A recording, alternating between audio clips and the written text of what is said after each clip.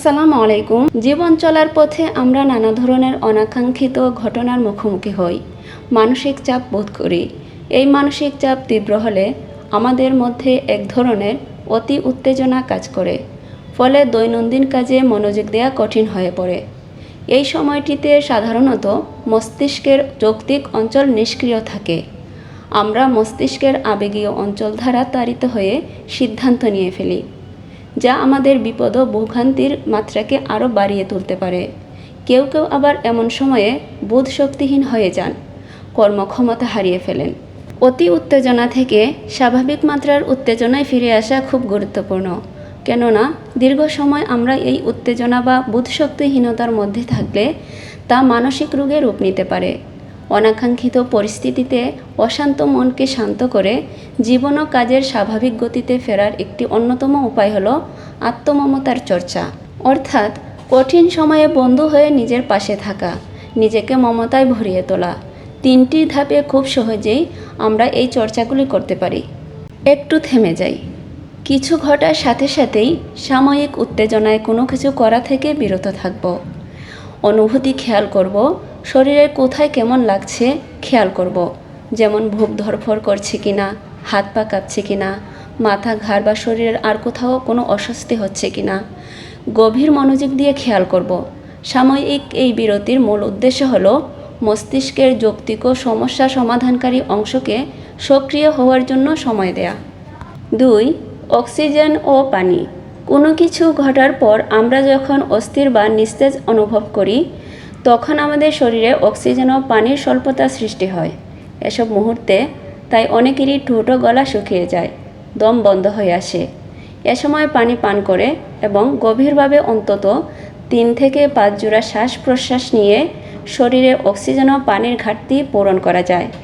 নাক দিয়ে ধীরে ধীরে নিঃশ্বাস নিতে হবে এবং ছাড়ার সময় মুখ দিয়ে ধীরে ধীরে ছাড়তে হবে। গভীর শ্বাস প্রশ্বাস নিতে অসুবিধা হলে শুধু শ্বাস প্রশ্বাসে মনোযোগ দিতে হবে। এটিকে বলা হয় মাইন্ডফুল ব্রিদিং, অর্থাৎ স্বাভাবিকভাবে শ্বাস প্রশ্বাসের সময় নাকের ডগায় কেমন অনুভূতি হচ্ছে সূক্ষ্মভাবে তা খেয়াল করা। 3 থেকে 5 জোড়া বা প্রয়োজনে আরও বেশি সময় ধরে শুধুই শ্বাস প্রশ্বাস খেয়াল করতে হবে। এভাবে শরীরে পানি ও অক্সিজেন সরবরাহ করলে কিছুক্ষণের মধ্যেই শরীর ও মন দুটোই শান্ত হয়ে যাবে। 3. নিজের সাথে মমতা মাখানো কিছু কথা বলা। যে কোনো পরিস্থিতিতে আমরা যেমন বোধ করব তা অনেকাংশে নির্ভর করে আমরা মনে মনে নিজেকে কী বলছি, কিভাবে বলছি তার উপর। কঠিন পরিস্থিতিতে নিজেকে সামলে নিয়ে সমস্যা সমাধানের জন্য প্রস্তুত করতে নিজের প্রতি আমাদের সদয় হওয়া প্রয়োজন। নিজেকে মমতা মাখানো কিছু কথা বলা প্রয়োজন।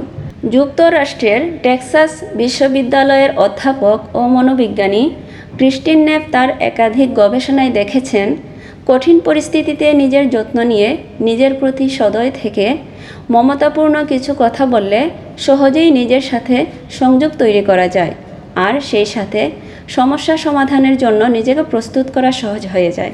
অর্থাৎ যে কোনো কঠিন পরিস্থিতিতে কিছুটা পানি পান করে নেওয়া, গভীর শ্বাস প্রশ্বাসের মাধ্যমে অক্সিজেন নেওয়া, তারপর নিজেকে বলা, এই মুহূর্তটি কষ্টের, মানসিক চাপের।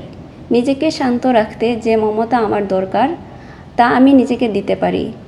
কঠিন সময়ে আমি নিজের সাথে থাকতে পারি। দুঃখ কষ্ট আমাদের জীবনেরই অংশ। আমি একা নই, জীবনে আমরা সবাই যুদ্ধ করি। আমি ধৈর্য ধারণ করতে পারি, আমি শান্ত হতে পারি, আমি শক্তিশালী হতে পারি। যে কঠিন সময়ে অনুভূতির মধ্য দিয়ে আমি যাচ্ছি তা আমি অতিক্রম করতে যাচ্ছি, আমি নিজের সাথে আছি। এছাড়াও কঠিন সময়ে নিজেকে শান্ত করতে আমরা পছন্দের কাজের সাথে যুক্ত হতে পারি। কেউ হয়তো গান শুনতে ভালোবাসি, কেউ বা বাগান পরিচর্যা করতে ভালোবাসি, কেউ বা রান্না করতে ভালোবাসি, আবার হয়তো কেউ পছন্দের খাবার খেতে ভালোবাসি, কেউ বা ছবি আঁকতে ভালোবাসি, কেউ বা ঘুরতে যেতে পছন্দ করি। সবাই ভালো থাকবেন, সুস্থ থাকবেন, মনের শান্তির জন্য নিজেকে সময় দিবেন। আসসালামু আলাইকুম।